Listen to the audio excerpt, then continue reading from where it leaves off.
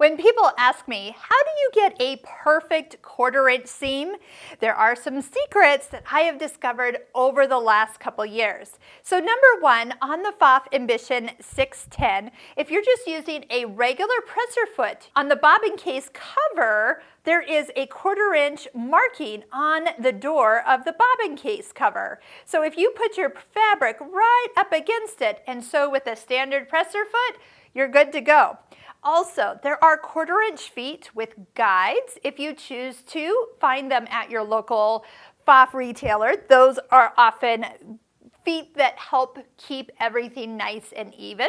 But there's two other things that can make a difference. Number one, a smaller, sharper needle and a thinner thread. So we all know that once you sew along the seam, if you have a traditional weight of thread, you are next needing to press this open. So when you press it open with a thicker thread, it creates this little ridge. And so after multiple seams, your blocks start to shrink, and they're not the same size as they're supposed to be when your block is done. If you work with triangles or points, that will start to affect how pointy those points are, and sometimes you start to lop off your triangle points, which nobody wants. So here's the trick. A thinner thread, this is one brand, this is Aurifil's 50 weight, 50/2 weight of thread. I use that all the time for when I'm piecing.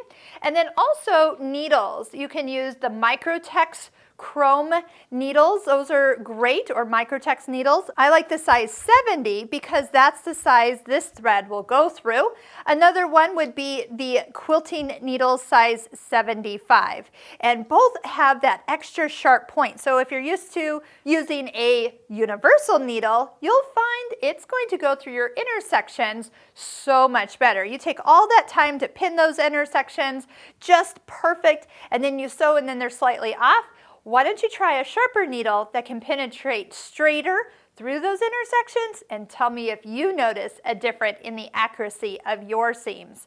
So work on getting a 1/4 inch seam allowance with a little practice. Maybe try a new needle, different kind of needle, and a thinner thread.